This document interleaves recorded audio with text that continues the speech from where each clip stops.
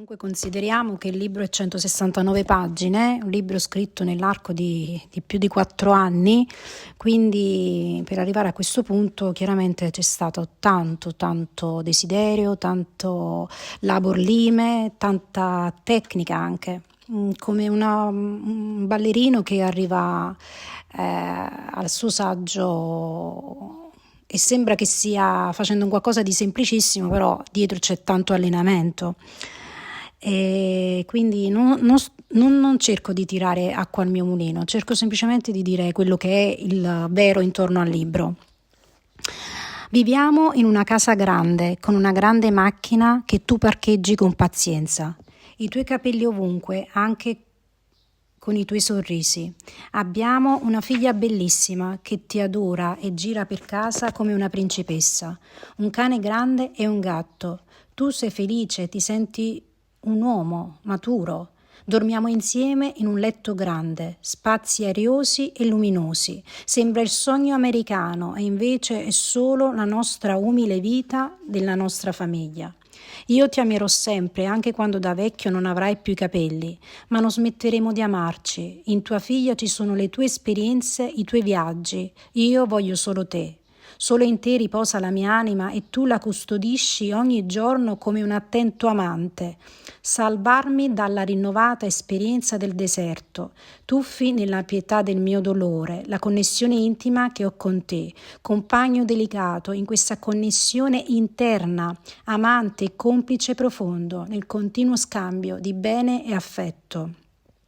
Seduta a parlarti davanti al pubblico, dirti chi sono, queste mie gardenie bianche, tutti i miei figli, illusioni, desideri e lotte, ora sono le tue. Quando sei con me mi manca tutto di te, mi manca come mangi, come muovi gli occhi quando ti svegli, mi manca come respiri quando dormi accanto a me.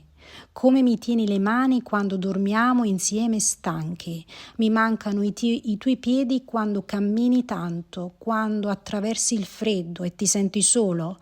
Mi manchi anche quando facciamo l'amore. Mi manchi quando mi vesto e penso a te che ti vesti, quando cucino e penso che cucino per te.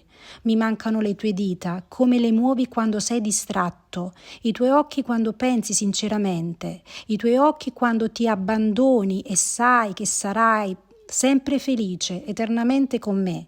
Mi manca quando ti senti orgoglioso di me, quando vuoi scoprirmi come una terra sconosciuta e vuoi ritornare in me come qualcosa di lontano.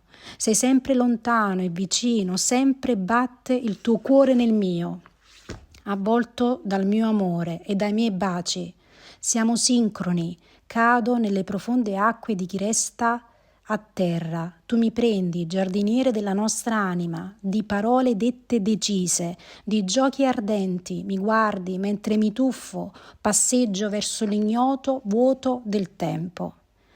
Il mio corpo ti appartiene sempre, nei tuoi capelli vivono tutte le mie cose. La tua anima, i tuoi ricordi sono il mazzo di fiori che ogni giorno metti sul letto, dove facciamo l'amore, ricamati dalle nazioni, dalle culture illuminate che ci innalzano come re e regina.